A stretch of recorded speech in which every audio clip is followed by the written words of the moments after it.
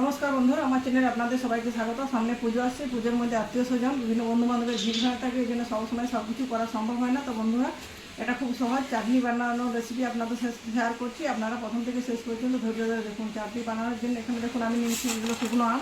এগুলো আমাদের গ্রাম্য কথায় আমরা আমসি বলে থাকি। গাছে প্রচুর আম হয়, কিছু আমের বটা শুকিয়ে দিয়ে সেগুলো পড়ে যায় বা ঝড় বৃষ্টির সময় অনেক আম পড়ে যায়, সেগুলোর মধ্যে দিয়ে যেগুলো ফ্রেশ আম, সেই আমগুলো তুলে খোসা ছাড়িয়ে কেটে খুব ভালো মতো করে ধুয়ে নিচ্ছি। ধুয়ে নেওয়ার পর অনেকদিন ধরে রোদ্রে দিয়ে আমগুলো শুকিয়ে রেখেছি। দেখুন একদম শুকনো হয়ে গেছে, পাতলা আলু ভাজা ঝুড়ির মতো দেখাচ্ছে, কিন্তু এগুলো জল দিয়ে ভিজিয়ে দিচ্ছি। আমি এখন হাতে সময় আছে তো ঠান্ডা জল দিয়ে 2 ঘন্টার মতো ভিজিয়ে রাখছি। আপনার হাতে যদি সময় কম থাকে সেক্ষেত্রে গরম জল দিয়ে ভিজিয়ে দেবেন। তো বন্ধুরা, ভিজতে থাকুক, আমি ফিরে আসছি 2 ঘন্টা পর। খুব সহজে এই রান্নার রেসিপিটি আপনাদের সাথে শেয়ার করছি। বন্ধুরা, ফিরে এলাম 2 ঘন্টা পর। 2 ঘন্টার সময়ের মধ্যে দেখুন আমসিগুলো মানে শুকনো আমের টুকরোগুলো ফুলে বড় বড় হয়ে গেছে। এবার জল থেকে তুলে নিয়ে এগুলো আপনারা শিলনোড়ার সাহায্যে একটু থেতো করে নিতে পারেন। আমি শিলনোড়ার সাহায্যে করছি না, আমি মিক্সিং জারে জাস্ট একটু ঘুরিয়ে নিচ্ছি, তাহলে এগুলো একটু মিশে যাবে থেতো থেতো হয়ে, তাহলে চাটনিটা করলে খেতে খুব ভালো লাগবে। আমি এখানে চাটনি করার ক্ষেত্রে সর্ষে বাটার জল একটু ব্যবহার করবো। আপনারা চাইলে সেটা নাও দিতে পারেন। সেটা যদি না দেন সেক্ষেত্রে আপনারা আচারে যে কোনো গুঁড়ো মশলা ব্যবহার করতে পারেন। সেক্ষেত্রে চাটনিটা অনেকদিন রেখে খাওয়া যেতে পারে। আমি এমনভাবে বানাচ্ছি যাতে 2-4 দিন খাওয়া যায়। তো চলুন বন্ধুরা, এটা থেতো করে নিয়ে ফিরে আসি। দেখুন বন্ধুরা, ভিজিয়ে রাখা আমসিগুলো আমি পেস্ট বানিয়ে নিয়েছি। পুরোপুরি পেস্ট করে একটু দরদরে দানা বানিয়েছি। কড়াই বসিয়ে দিয়েছি চাটনি বানানোর জন্য। কড়াইতে দিয়ে দিচ্ছি সরষের তেল। খুব বেশি তেল দেবো না, বড় চামচের 1 চামচের মতো তেল দিচ্ছি। তেলটা গরম হয়ে গেছে, গরম তেলে দিয়ে দিচ্ছি কালো জিরে ফোড়ন। আপনারা চাইলে এখানে কালো সরষাও ব্যবহার করতে পারেন, যেহেতু আমি সরষে বাটাটা ব্যবহার করবো এই জন্য ফোড়নটা কালো জিরে দিচ্ছি।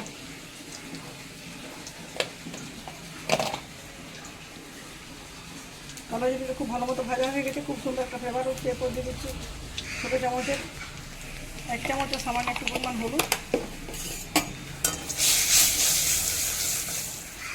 থেতো করে রাখা আমসিগুলো এখানে দিয়ে তেলের সাথে কিছুক্ষণ নাড়াচাড়া করবো।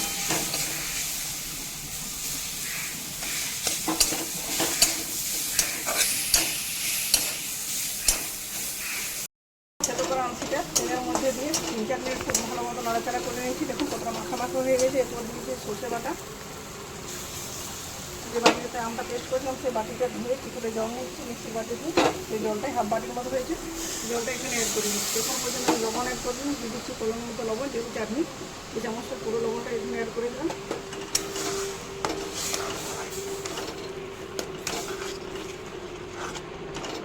মিক্সচারটা ঘন হয়ে এসেছে, এখানে আরও হাফ বাটির মতো জল অ্যাড করতে হবে। আরও হাফ বাটি জল এখানে অ্যাড করে দিলাম। আর দিয়ে দিচ্ছি ঝালের জন্য কিছুটা লঙ্কা গুঁড়ো।